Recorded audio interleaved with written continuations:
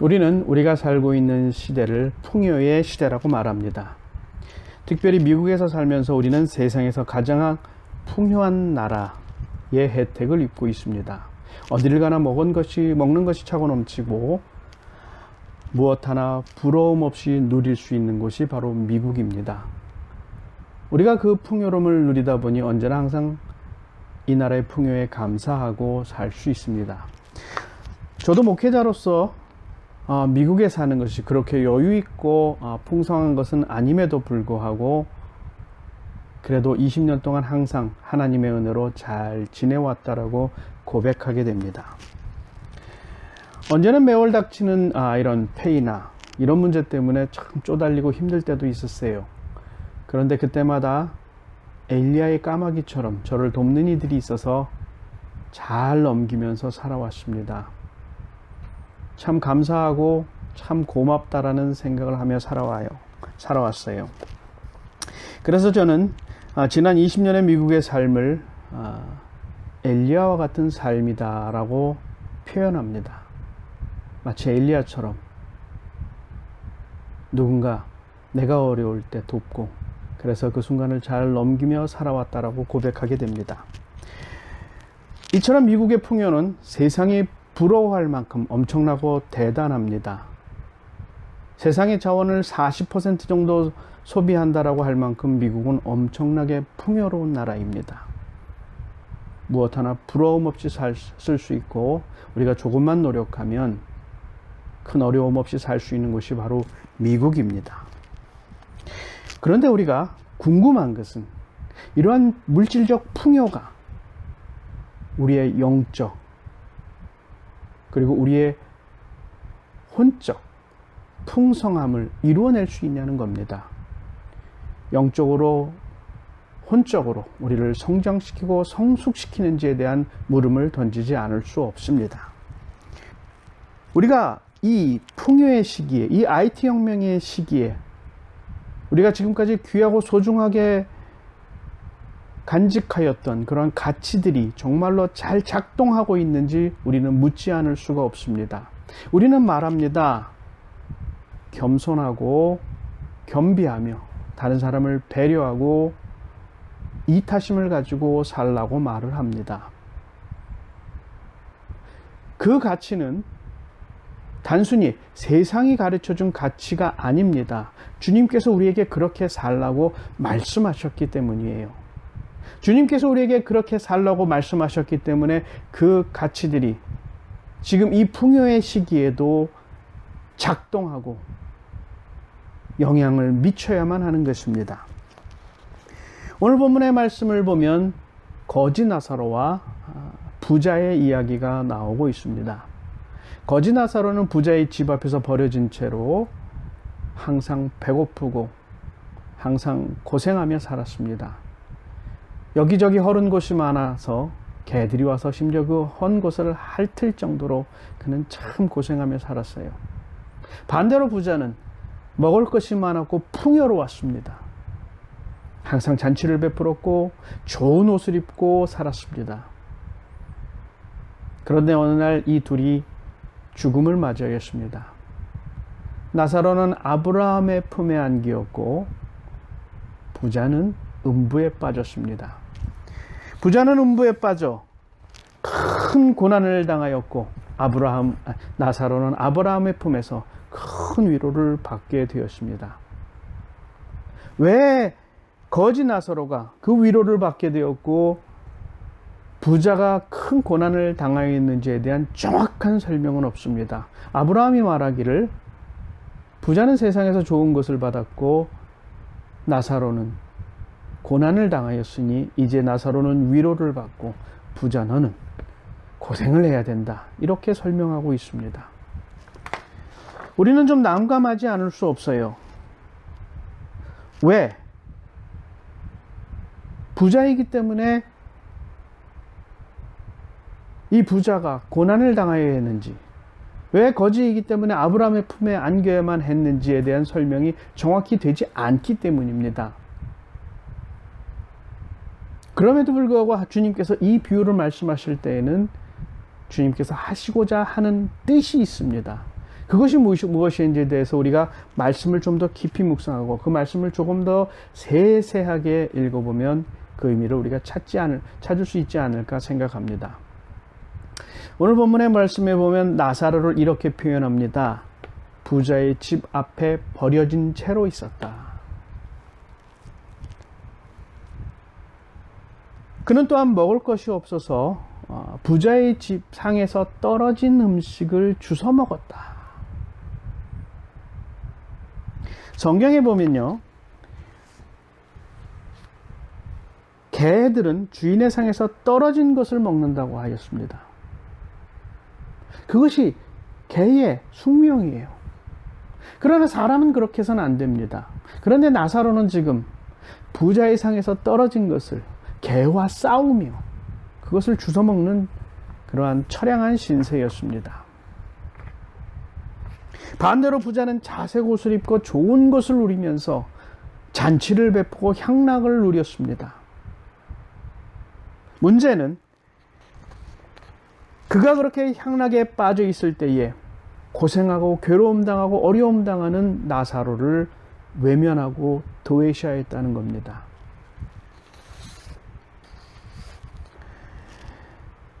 나사로도 분명히 아브라함의 자손이었고 이스라엘 백성입니다. 신명기 15장 9절에서는 이렇게 말합니다. 내 궁핍한 형제들을 악한 눈으로 바라보며 아무것도 주지 아니하면 그가 너를 여호와께 호소하리니 그것이 내게 죄가 되리라.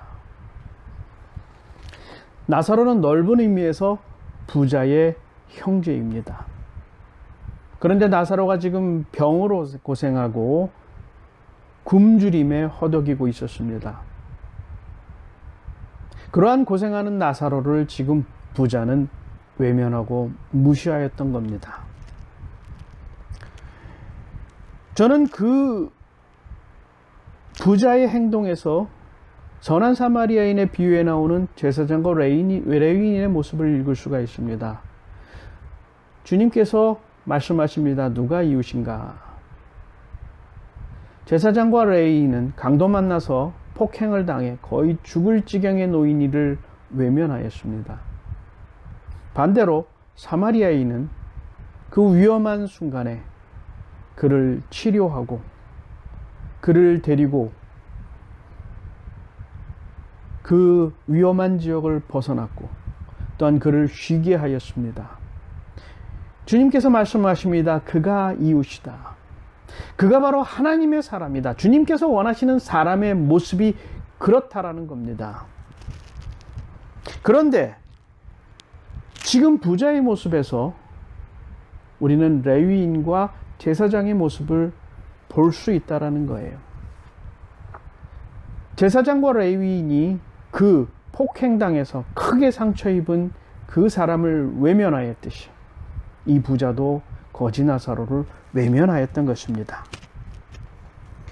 이렇게 풍요로운 자신의 소유에 눈이 멀어서 이 부자는 자기만을 위한 삶을 살았던 것입니다. 다른 사람을 배려하고 다른 사람을 베풀어야 했는데 이 사람은 그런 일을 하지 못했던 거예요. 그것을 하나님께서 기뻐하지 않으시고 그것을 향해서 죄라고 하나님께서는 지적하신 겁니다. 다른 사람을 배려하고 베풀고 내가 가진 것을 기뻐하며 나누는 삶, 그것이 진정 하나님께서 기뻐하시는 삶이라는 겁니다. 그렇다면 여기서 우리가 한 가지 질문을 하게 됩니다. 이 부자와 다른 사람의 모습은 누구인가? 우리는 쉽게 상상해 볼 수 있어요. 거지 나사로가 당연히 부자와 다른 삶이 아니겠느냐. 실제로 우리가 이 거지 나사로의 비유의 어떤 그 동화나 이런 것을 읽다 보면 이런 장면이 나옵니다. 거지 나사로는 그렇게 힘들고 고생하는데도 불구하고 하나님께 기도하고 하나님의 사랑을 간구하고 그러한 모습을 우리가 보게 됩니다.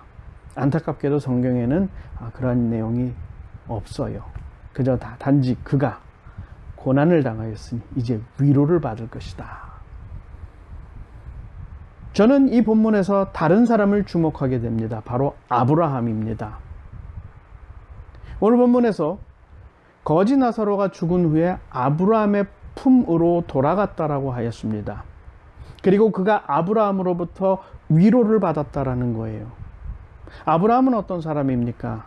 아브라함은 하나님으로부터 의롭다 인정받은 사람이었고 우리는 그를 믿음의 조상이라고 칭찬합니다.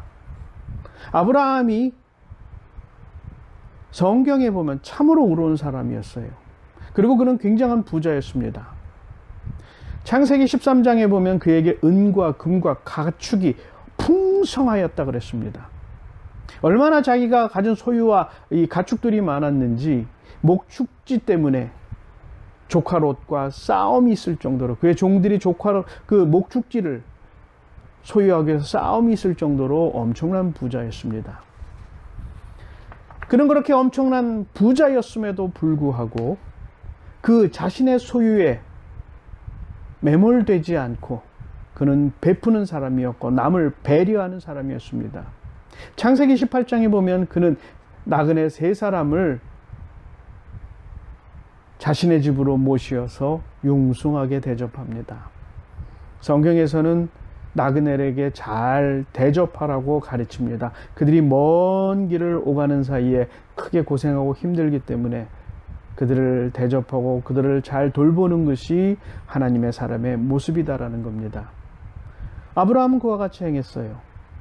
마므레 상술의 나무 밑에서 앉아 있다가 멀리서 3사람의 나그네를 보자 그는 뛰어가서 그들을 자신의 집으로 모셔갔습니다. 그리고 융숭하게 대접했어요. 단지 오늘 본문에 나온 하나님과 천사들만 그런 것이 아니었을 겁니다. 다른 사람들도 그와 같이 지나갔을 때 아브라함은 그들을 불러 그들을 대접하고 그들에게 베풀었을 것입니다. 그렇게 하나님의 뜻에 합당한 일을 행하다 보니 그는 하나님을 만날 수 있었던 것입니다. 그리고 또한 롯의 종들과 아브라함의 종들이 갈등을 일으킬 때에 그는 롯과 헤어지기를 결심하고 롯에게 먼저 갈 곳을 선택하라고 합니다.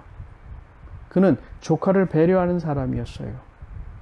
그러한 모습 하나하나가 하나님 보시기에 좋은 모습이었고 하나님께서 그를 기뻐하셨던 것입니다. 그렇게 그는 베푸는 사람이었고 그렇게 그는 배려하는 사람이었습니다. 그는 나누기를 기뻐하는 사람이었습니다. 그래서 하나님께서 그를 의롭다 칭하신 것이고 이스라엘의 아버지로 그를 세우신 것입니다. 특별히 귀하고 소중한 것은 오늘 본문의 말씀에 보면 그는 하나님 나라에서도 위로하는 사람, 품어주는 사람이라는 거예요. 저는 이 본문을 읽으면서 아브라함이 항상 이러한 모습이었구나. 이 세상에 사는 동안에도 베푸는 사람이었고 어려움 당하고 고통당하는 사람을 위로하는 사람이었고 배려하는 사람이었는데 하나님 나라에서도 그는 베푸는 사람이었고 그는 위로하는 사람이었다라는 겁니다. 고난과 고통 중에서 힘들어하는 사람을 품어주는 사람이었다라는 거예요. 그것이 하나님의 사람으로서 이 세상에 사는 동안에 그가 누렸던 큰 기쁨이었고 행복이었습니다. 왜냐하면 하나님의 마음을 품고 살다 보니 그것이 얼마나 기쁘고 즐거운 것인가를 그는 깨닫고 살았던 것이에요. 그래서 그는 지금 하나님 나라에서도 그와 같은 일을 계속하였던 것입니다. 그는 풍요로운 사람이었지만, 그는 부자였지만 물질의 노예가 되지 않았고 풍성함에 도취되지 않았습니다. 그것을 나누고 베풀며 하나님이 원하시는 삶을 살기 위해서 노력했던 사람입니다. 하나님께서 그것을 기뻐하신다라는 겁니다. 거지 나사로를 외면하고 무시했던 부자는 하나님의 눈에 불의한 사람이었고 하나님은 그를 향해서 죄인이라고 심판하셨습니다. 그러나 부자였던 아브라함은 하나님의 마음을 품고 살았기에, 그리고 하나님이 원하시는 행동을 하며 살았기에 하나님께서 그를 기뻐하시고 그를 의롭다 인정하셨던 것입니다. 우리는 오늘 본문의 말씀을 통해서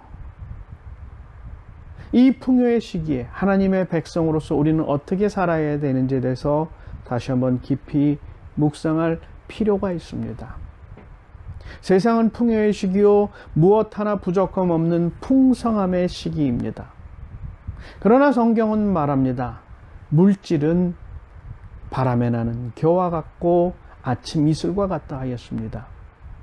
아무리 그것이 아름답고 엄청나 보여도 그저 해가 뜨면 사라지는 안개와 같은 것이라고 성경은 우리에게 가르쳐주고 있습니다.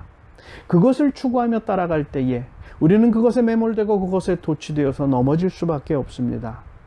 그러나 하나님이 원하시는 가치, 정말 하나님이 바라시는 성도의 삶을 추구하고 나아갈 때에 하나님께서 우리에게 풍성하게 채워주신다라고 약속해 주셨습니다. 특별히 우리가 기억해야 될 것은 모든 충만함의 근원 되시는 분이 바로 예수 그리스도라는 것입니다. 주님이 내 안에 거하시고 주님과 함께 할 때에 우리는 세상이 누릴 수 없는 충만함을 누리며 살 수 있습니다. 저는 이 풍요의 시기에 여러분이 주님과 함께함으로 그 충만함을 누리시며 살기를 간절히 소망합니다. 그 충만함을 누리며 살 때 그 안에 기쁨이 있고 그 안에 참 행복이 있음을 여러분 깨달으시기 바랍니다.